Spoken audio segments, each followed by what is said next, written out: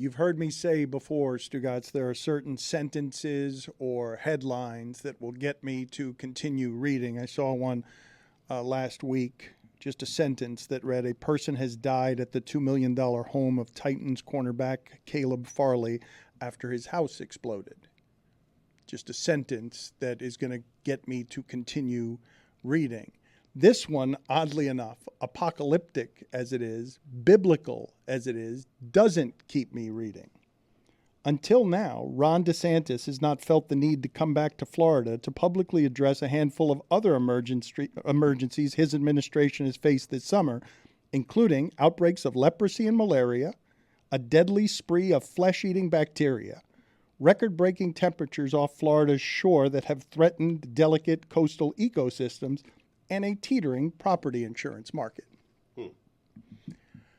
There's lots of those that he can't really fix, though, right? Like, what is he going to do about the temperature? Doesn't even mention that a hurricane is coming at present to Florida. The state of the climate, Stugotz, is so insane, so obviously biblically apocalyptic. You've got Canadian fires. Half of Canada's on fire. You've got California, which just had its first hurricane and an earthquake at the same time, is somehow in a state of emergency. I didn't even know this was possible. A state of emergency for both drought and flood. How? Both drought and flood, because the water can't be collected. It comes down so quickly and so much. You've got both going on at the same time. You've got Washington State had the worst air pollution, breathable air climate in the world.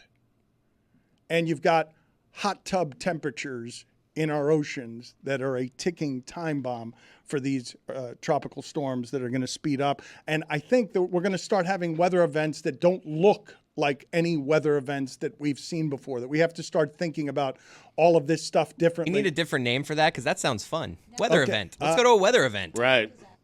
Play the happy... Something you pay for. Play the happy music. Die. We're all gonna die. We're all gonna die.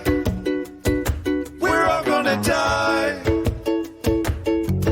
The world seems to be falling, and we're all wondering why. Let's turn on the news and find out how we're gonna die.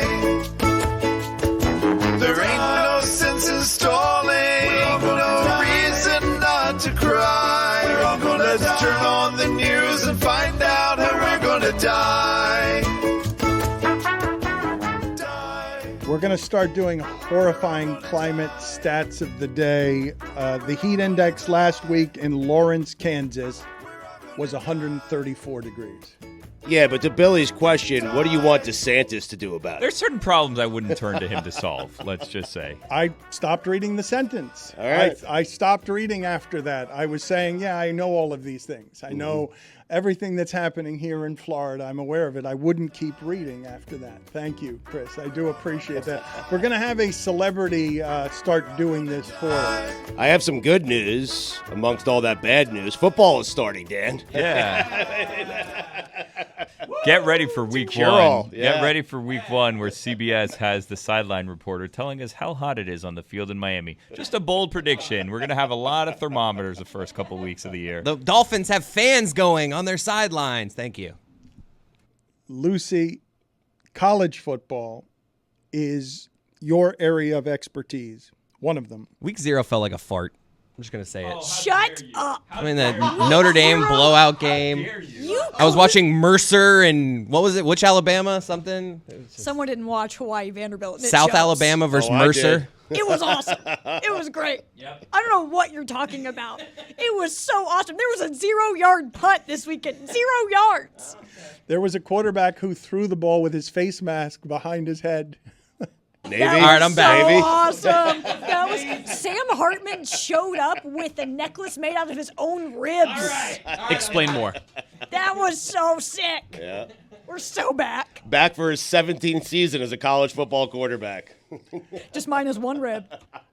Is that Martinez kid still playing college football in Kansas somewhere? Pros, I think. If you tell me Bo Not in Nix Kansas. is still in college, I'm going to punch somebody. You should go to New York because they have a giant billboard of him saying Bo for Heisman. Adrian Martinez is on the Lions? Yes. With Dan Campbell? Wait, Yes. I was joking. Bo Nix is still playing? Yes. It's a Heisman season Oh for my our boy. God. Yeah. You weren't there. You weren't listening to the show last week.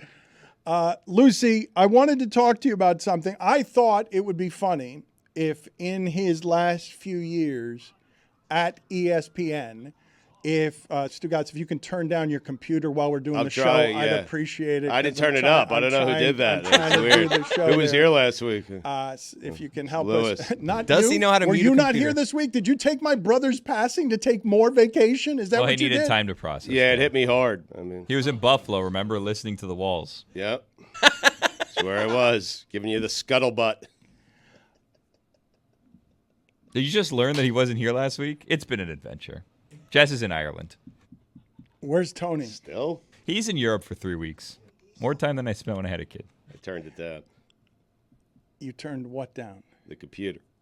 Jeremy got married while you were gone also. Really? A lot's gone on. Huh. Congratulations, Jeremy. Tony took my honeymoon, apparently. I thought that the last few years at ESPN, that Herm Edwards, every time he was talking on the screen, that they should have put in the graphic under him 2-22 in his last 24 games as an NFL head coach. He parlayed being good at television to getting an Arizona State job that he turned into a total mountain of shit. And nobody seems to care at all what happened at Arizona State with Herm Edwards. Lucy, tell the people what happened there. I care quite a bit. So yesterday, Arizona State announced that they will be self-imposing a postseason ban this year, which is wild because the NCAA doesn't make you do that anymore. They're not like handing out postseason bans because when Herm Edwards was at Arizona State, he said, you know what? I'm not going to learn a single rule. That is not my prerogative. And he absolutely sent that home. Arizona State has so many recruiting violations coming their way. It's alleged to be worse than what we saw at Tennessee when they were handing out like McDonald's bags full of money. And so Arizona State's football program is pretty much buried right now. They're going to lose a ton of scholarships. They already have this weird postseason ban. And when Herm Edwards got fired after losing at home to Eastern Michigan, he basically got a job back at ESPN like the next day and has yet to address anything that's happened. No one has asked him a single question about what has happened. So brutal for those seniors to learn yesterday. Hey, we're not going to be playing for a bowl at all. 5 days before their season starts, they learn they have no shot at a bowl. I mean, which were they is gonna wild. make a bowl? I mean, come on, what are we doing They here? Boca probably- Raton Bowl. I gave myself a bowl ban too. I mean, it doesn't really mean anything They if I'm not going. probably were not, but I thought they made a really good hire with Kenny Dillingham. They had a better shot. They have a really talented quarterback. It was not out of the question, and it's wild because they didn't need to do it. Like, the NCAA was not going to punish all these players on the roster who weren't even there when Herm Edwards was. What an exceptional grift, though. To work in such a shadowy, nobody cares about Arizona State football purgatory that you get to just have huge scandal, losses, failure, and you go right back to the job that you had before and don't take any questions.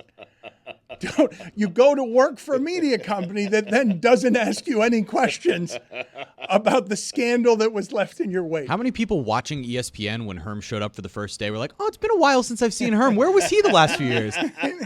Just not even knowing he had coached in college for a few years. Oh, look, it's Herm. I don't even think that it was long enough that people noticed that he was gone. I think I was like, yeah, Herm's part of the show. Must be out this week, vacation. While I was gone, I saw precious little. And by the way, I need to thank Izzy Gutierrez and Dominique Foxworth and an assortment of other friends during a time of terrible, terrible need who have come and made me feel very much loved in a lot of different ways. I remain heartbroken. I've apologized to you before and will continue to apologize for what the last year has done to me on this show because it has just been very hard to do, and I am not yet right and probably will not be for a while, Stugotz, because this kind of grief is exceptionally new to me, and it's not merely that I wake up every day feeling very sick when I am not sick. It's also that the grief has a physical weight to it. It feels like that exists in my stomach that reminds me, even when I'm laughing, that I am in a bit of pain. But I did see something while I was away that I thought is the coolest baseball play I've ever seen. Really? The coolest of any kind I've ever seen. The best celebration I've ever seen in baseball was Prince Fielder hitting a home run, landing on home plate, and jiggling as a walk-off, and all of his teammates that surrounded him fell over like bowling pins. It was like 24 guys fell on the field. But the Mariners, Stugotz, Julio Rodriguez, who was just so much fun to watch. It's got to be one of the greatest feelings in sports to jump over the fence and steal a home run. But he did it, and no one in the park knew that he had done it, and he took 20 steps with the ball nonchalant as if he had not caught the baseball. And so nobody in the ballpark, and the Mariners are exciting and fun for a lot of reasons, no one in the ballpark knew that he had the baseball because he didn't react the way that someone would react when they steal a home run from you, which is excitement. All he did was walk very casually with the baseball 20 steps and then just shows the baseball to his pitcher from the outfield. Classic J-Rod. Was the guy still running around the bases thinking he had hit Homer? I didn't see anybody but him because the camera was trained on him. I don't know what you consider the coolest baseball play that you have ever seen, but I didn't have a nominee better than that one. My only nominee would be the ball bouncing off of Jose Canseco's head for a home run. I go Jeter. Hard didn't work out.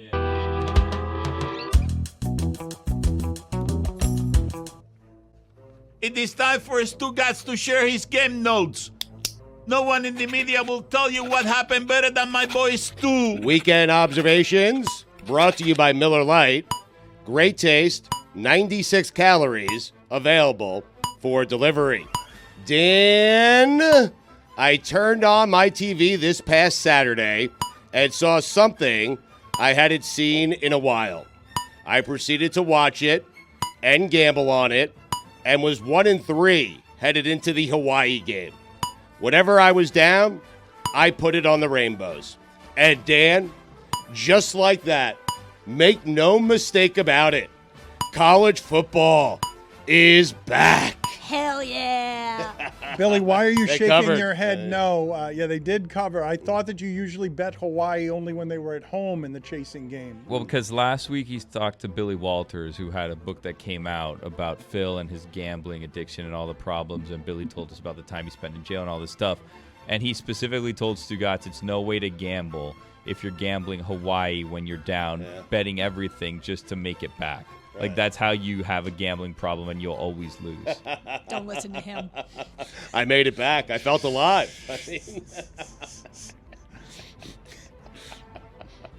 I love that bet.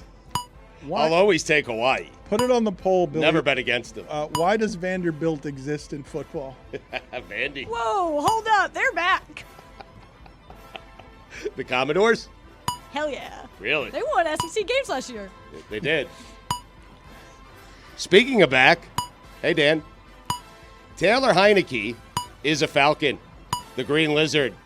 Corey Davis, odd time to retire. Really, he's got a quarterback finally. Thank you. Look says it all. Notre Dame, you want to impress me? Beat Navy in a fight. Jesus, this soccer never stops. There's always more soccer. There is. When does it end? It doesn't. According to all of them, there are no actual seasons or games that mean anything at any particular time, so it's just a year-round thing. All right. Has anyone else submitted a talent fee for Lebo's celebration of life? COL. I have not. Did you? What's wrong? What happened there? Chris, I told you to take that out. Huh. So no. It doesn't appear. It appears that you're the only one. Headline: Sam Darnold wins QB2 battle. Lance in limbo. Dan, you know what the L in Trey Lance stands for? I do not. Really? I mean, loser? Is that what you I mean, it just said limbo. I mean, Okay. good guess, but no, it stands for bust. That doesn't make any sense. Thought you would follow along there. Okay, I'm sorry. It's all right. You're rusty. By the way, I love a good QB2 battle. Noah Eagle replacing Jack Collinsworth on the broadcast. You know what the N in Navy and Notre Dame stands for, Dan? I do not. Nepotism. Also, why doesn't anyone criticize Kyle Shanahan for the Lance pick? Donald Trump, masterclass on being evil. Brock Purdy, that's why he doesn't get criticized. He made up for it with Brock Purdy. He did. I think that they can play with whoever their quarterback is, and that one can't play. And I think somehow we are allowing Shanahan the gift of an obvious failure and bust, one of the most calamitous decisions ever made. You can overcome it because you find quarterbacks in the 7th round, because anybody can play quarterback for you except for Trey Lance. Deserves some criticism. Hey, Lionel Messi, pick on someone your own size. Josh Jacobs announced he's back. Had no idea he was gone. Welcome back. Spain. Odd way to celebrate winning the World Cup. The rare World Cup celebration that includes a sloppy kiss, backstabbing, and everyone getting fired. This is crazy. It really is. It's one of the craziest stories ever. And now the mom of the Spanish soccer boss has locked herself in a church. She's on a hunger strike. I'm serious. Read up on it. I don't think you have the facts there. There's no way those are the real details, right? Check them. I'll check. Real details. Real what? Deets. You know, I had Lewis in my headset at the same time as that was coming out, and, you know, I don't know. Anyway, Matt Corral can scoot. You were right about the church. She's Thank locked in you. there. According to CBS News. I trust him. Yep, she's locked in a church. I'll take the L on that one. LaMichael Perrine, Kansas City Chief. Also, keep an eye on him. After playing there for 12 seasons, I'll never be able to look at Sam Hartman and not see him in a Wake Forest jersey. The Deeks, Kenyon Drake, Colts. So is Brashard Perryman. You thought that guy was going to be great, Wait a right? minute. Didn't Drake just get cut? By the Colts? Didn't he just get cut? I don't know. Yesterday he was on the Colts. Are you sure that Kenyon Drake is a Colt? Check He the was box released. score. Really? That's too bad. 23 hours ago. Huh. Bad game? You told me to take that one out too. My bad. Yeah, I did. Sounds like the Colts took him out. I guess they cut him. I got it. Jamison Crowder, New York Giant, I think. And now your confidence is shaken? Sam Hartman, KG Vet. Damian Williams, Raider. Sam Hartman, aging like a fine wine. You know you played college football for a long time when the announcer says, there isn't anything Sam Hartman hasn't seen. In college football or just in life? Like he's seen everything? He's reached the end of the internet? Yes. It's ridiculous. He's been in college longer than I think Justin Herbert's been in the NFL. Think about that. He's older than Tyler Hero. What? Tip of the cap to Bob Barker, top 5 game show host of all time. Number 5, Bob Barker. Number 4, Mike Greenberg. Hold on a second. You gotta wait for the Should have read him. Greenberg. Greeny, yeah. Number 3, Scott Rogowski. I saw a sad documentary about HQ. I saw that too. Did I you saw feel it bad? at CNN. Well, I felt bad for him whether he's just running like a memorabilia clothing store, shop yeah. now. He had a run, though. He's got a vintage clothing store out in California somewhere, and you looked at him and he like dressed up for the interview, like, oh my god, like he's in his suit, like look at this guy, he's all cleaned up like HQ. And then they show him kind of disheveled in his vintage clothing. Called store in Quiz California. Daddies, I believe. It made Yeah. me sad, that shirt store. documentary as well. Number 2. Richard Dawson. Number 1, the great Howie Schwab. Here comes the Brew Crew. I thought John Isner would play forever. You see that? Yep. Retired. Sad. Thought he would serve forever. Well, he could if he wanted to. He should be like a relief pitcher. He's like Forrest Gump, who just stopped running one day. He could serve like that for the rest of time. You bring him in for a tiebreaker? No one can hit that serve. No one. Anthony Richard. What? Anthony Richardson. You know, Chris, here I'm debating whether to read this Spanish soccer line because you didn't proofread these, and I don't know if I should read it. So that's what's happening there, okay? Anthony Richardson is a man. Cody Pickett. Billy, what are you looking at here? I thought the line was actually in Spanish, and he was hoping that Chris would correct it for him, which I was confused by. Well, you wrote something in Spanish that you expected. I Chris? wrote something about the Spanish soccer boss relating him to Richard Dawson, and I wasn't certain if I should read it. Chris, what happened to the music there? And more to the point, what happened in the last segment where you just petered out, shouted Derek Jeter, and didn't tell us anything else Thank you. to end We're the up against the segment? clocks. I was saying the coolest thing Jeter ever did was the flip But play. all you said against was the Oakland. Jeter. Because we were up against it. I looked up But mid. why'd you say it? Because I thought I had time. Looked up, saw 1 second left, so I just said hard network out. Not my best moment. Let's keep it moving. I'm glad we brought it back here, though. We I were thought really. you were doing the Jeter into the stands play. Nah, that was look at me. He could have stopped. That was way cooler than the toss. No, the toss was so cool. He's not even there. That's not even his backup. Which is what a play. Dan, while you were gone, the Yankees fans want Mattingly and Jeter to run things. It's the best timeline. You love that? Sam Howell. Like what I see. I've liked what I've seen since North Carolina. He's good, man. George Pickens. Uh-huh. Mm-hmm. Yeah. Yeah, 100%. Everyone is saying that about him. Uh-huh. If I'm Ryan Tannehill, I'd be nervous. Chargers quarterback Easton Stick should be playing baseball. Right? That's a perfect baseball Thank name. you. You're so right. They The put him in the wrong perfect baseball. sport. I know. That's such a shame. Easton Stick. They It really is good. shortchanged that It's- kid getting to the NFL. Yeah. It's redundant even, right? Because Easton, it's not Whatever just that means. it's not just stuck. It's not just stick, right? Easton is a baseball bat maker, correct? Yes. That's why I said it. Perfect. Yeah. I mean, it could have just been stick. You get it. You do. Could have just been stick. Stick Michaels. Not useful. Not a useful reference. Referencing a Yankees general manager You opened up the stick door, though. from the 1980s. If you Google Stick Michaels, nothing comes up. It's just craft sticks at Michaels. That's how old he is. That's how old you are. It's not. He's. I think he's dead. No way. $50. I don't even have a way Let to me Google see. it. We've got a risk of a $50 fine. What's his actual name? I can't find him. Gene Michaels. Stick. Gene Michael. Yeah.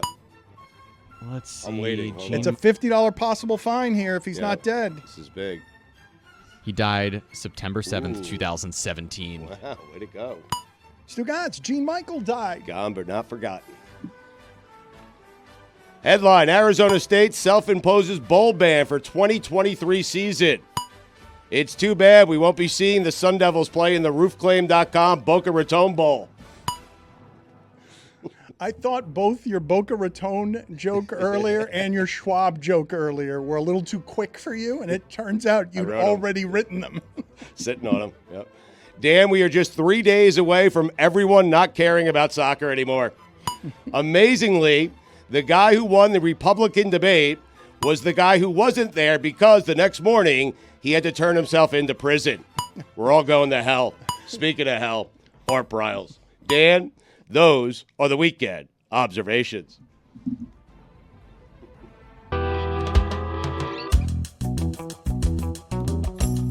Ronan Farrow, who is often a guest around here, has done a documentary for HBO. You can see it on Max about the dying of local newspapers. Every single week in America, on average, 2 local newspapers die. More than 2,500 of them have closed since 2005. By 2025, the U.S. is on track to have lost 1/3 of its newspapers, a third in the 20 years since Facebook became Facebook. I don't need to tell you that Wall Street has chewed up journalism, and there are real dangers involved to democracy when things like this and checks and balances are destroyed. Eric Meyer is joining us now, and he's the editor-in-chief. He's joining us from the editor-in-chief's office at The Record in Marion, Kansas. And I don't know if you saw this, Stugotz, but the police department that his paper was reporting on basically did stuff that you don't expect to happen in a democracy, where they raided his office and I think took the computer he's joining us on now. Eric, thank you for joining us. I saw a piece in the Washington Post here about some of these details. Walk me through the day of, I guess it was August 11th. Can you explain to us what happened? Explain? I still am having trouble explaining it. I can tell you what happened. A simultaneous raid, something, you'd expect for the Medellin drug cartel, involving every police officer in the eastern half of Marion County. They even brought some extras in that day, descended upon our newsroom, my 98-year-old mother's home, and the home of the vice mayor of Marion. And we stood around waiting. They threw the people out of the newspaper office while they searched it. They let my mother stay in her house, but I don't know exactly what they did with the vice mayor, but they searched it for evidence of documents that we had obtained from a source that we'd actually told them we had obtained it from the source. We told him where it was. So did the vice mayor. The vice mayor even sent him a copy of it.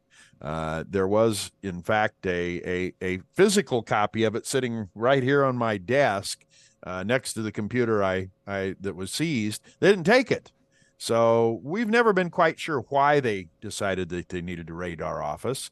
The document that had been given to us by a source came off of a public website that the people operating it, the state of Kansas, say anyone's free to access. There's no limitations on it. But we spent 3 hours or so being searched and then having our computer seized. We're still trying to get back data. They cloned one of our hard drives and part of our network, 17 gigabytes of data that they still have custody of, that we're trying to get back from them, in addition to a whole bunch of photographs they took. Among other things, my mother said they photographed my bank statement, which I don't quite know why. Billy, what are you laughing about back there? Well, they just, in the raid, they seem to have maybe injured the balloon behind you that's kind of just deflating slowly, going up and down. Yeah. Was it your birthday? Happy birthday. Like a week ago, right? It was on Wednesday of last week. That's what I thought. It looks like that. It looks like the sad birthday balloon from last week. It looks like it's the struggling. sad birthday balloon, exactly. Juju, put on the poll, please, at LeBatard Show. Is 5 days too long to have a birthday balloon still in your office at LeBatard Yes, it Show? is. He's been through a lot, Definitely. Dan. I mean, come on. It's been a week, Dan. What do you attribute? Can you take us through some of the backstory on how it is that this happened? Like, obviously you weren't expecting this, but No. What were they trying to accomplish? Well, that's a good question. We'd offered to help them, and in fact, they knew where we'd gotten the document from. The vice mayor got it from the same place we did, and she told him. So we don't know why they're searching us. They never searched the person who, in fact, no one even from law enforcement even spoke to that person until last Thursday. And that was the Kansas Bureau of Investigation coming in to try to figure out what the heck was going on here. They didn't talk to us. As I said, we sent them a note saying we've got this document. We don't plan to use it, because it was really a squabble in a divorce case that had some relevance because the person involved hadn't had a driver's license legally for 14 years and was asking for a liquor license, which is why the vice mayor got involved. She was questioning whether it ought to be investigated. The city administrator, a week before the raid, sent out an email to the mayor saying, we've decided this police department's not going to do anything about this. The mayor and the police chief met, and then suddenly we and the vice mayors were raided. It's interesting that the mayor and the police chief, neither one of them like us very much. The police chief doesn't like us because we'd been doing some research on him and his past critics of his performance in the past. He left a $110,000 a year job to go to a $60,000 a year job here. And the reason was, and he finally admitted this, that he was being demoted for making sexually inappropriate actions toward a subordinate. He had denied that earlier, and we had not run our story, but we had all the research from it. It's on one of the computers that got seized. And the mayor has made no question about the fact that he doesn't like us, nor does he like the vice mayor. So it's kind of interesting. You don't raid the place that got the information. You raid the place that received it from that person, the two places, and you already knew it because we disclosed it to him already. And said, we don't see any follow-up here, but if you want follow-up, let us know and we'll talk to you. And they didn't talk to us. Eric, this is a small town. It's under 2,000 people. How many police officers came in, and did you know all of them? There were 7 altogether. The entirety of the Marion police force, except for one officer who quit that week and went to work for a different town. And they even brought in a part-time officer in addition for the entirety of the Marion police force, plus 3 sheriff's deputies. And at that time of day, that's usually the number that are on duty for the whole county. And you know most of these people, do you not? Because it's a small town. Well, one of the people is next door neighbor. And he was down at the record office. He later went up, I think, to my mother's house. I ended up getting down to the record. I was with her when they first came in. She tried to rationally talk to the 2 of them that were there for an hour and a half, just waiting. And then when 5 more came in and sort of took over her house, she became a little frustrated with them and spoke up about it. And she got very upset with them, and very upset just in general. She wouldn't eat, she wouldn't sleep, she wouldn't do anything, and she died the next day. And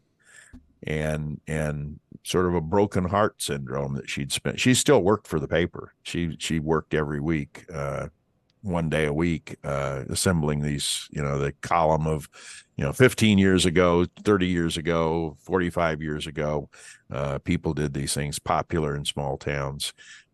She hadn't been able to actually write it for the past year because of some vision problems, but she'd work with me and I'd read it to her and she'd decide what we were going to put in the column. But prior to that, till she was 97, she did everything herself. And she's a very strong-willed woman, and, nobody even dared to edit her copy. I mean, she was very careful about it. So, but she got very frustrated.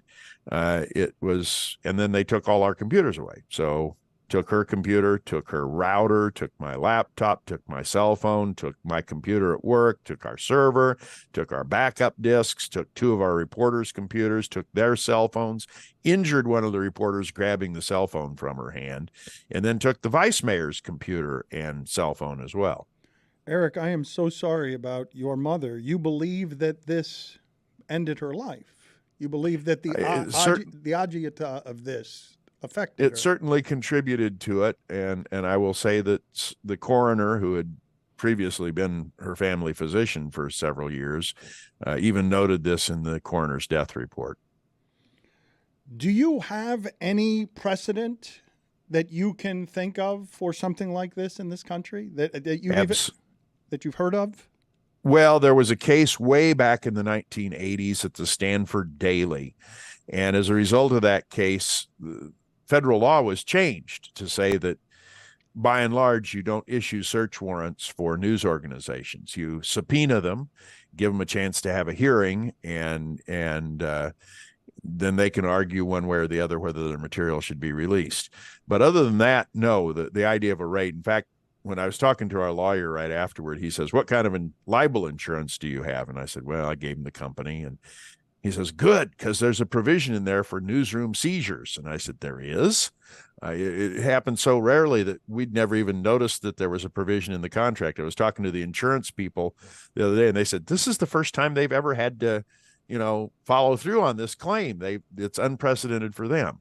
So it is a largely unprecedented thing in the United States. I taught for 26 years at the University of Illinois. I taught journalism before I retired to this is my retirement hobby, I guess. But I had a student from Egypt who, this kind of stuff happened in Egypt all the time. This was a way of intimidating news organizations. And in fact, the two of us did a paper for a scholarly conference on what it did to journalism as a result of that, making journalism very timid and afraid to report almost anything as a straight out fact. They just, little hints of, instead of there's an bomb explosion in town, people heard a loud sound, and like 2 hours later, fire trucks were seen driving toward the loud sound. Incremental reporting was the way they get around it. And I could see that chilling effect happening in the United States. And as Dan mentioned early on, Wall Street has killed journalism in the form of newspapers in the United States. I've often joked that my little newspaper here in Marion, Kansas will be one of the 10 largest media companies in the United States, not because we're going to expand, but there won't be 9 others before long. It will just be all some chain that has sold their real estate, got rid of their reporters, fills the paper with junk, and as a result, the public doesn't know anything about what's going on. And it kind of becomes a scene from Pleasantville. Everybody goes into black and white, and everything's just pleasant. Eric, thank you for being on with us. I'm sorry we badgered you about what should have been a celebratory balloon. I apologize on behalf of our show. Don't worry about it. I just had the incoming mayor was in here, and it was batting him in the face, and I thought, well, maybe we'll let it hang around for that purpose. Well, happy birthday to you. In fact, we can watch you take it down now, and just ceremonially we can be done with it. There we go. Let it go, man. Stab it with a scissor pair of scissors. Let's see how we do this here. And this right well, here. I don't know. You This is have a a big valve moment. on it. It's like in the helium, maybe. Let's Yeah, see. suck in the helium so we can hear your voice. Yeah, it's funny, high voice. He's got a great voice. He's got a great broadcasting It'd be funny, really voice. high pitched. He's got a great He's going for I don't know it. that I can audio get this. system. He is trying to help us here. We're gonna see him. We're gonna see. We've got to ride this joke out to see if. Wow, he that's can- quite the knife. Yeah, that's just, whoa, Very He's got handy. everything. Christ. Oh, yes. Yeah, yes. here we go. Yes. Hello. Oh, my God, I love you. More. Thank you, Dan. Woo!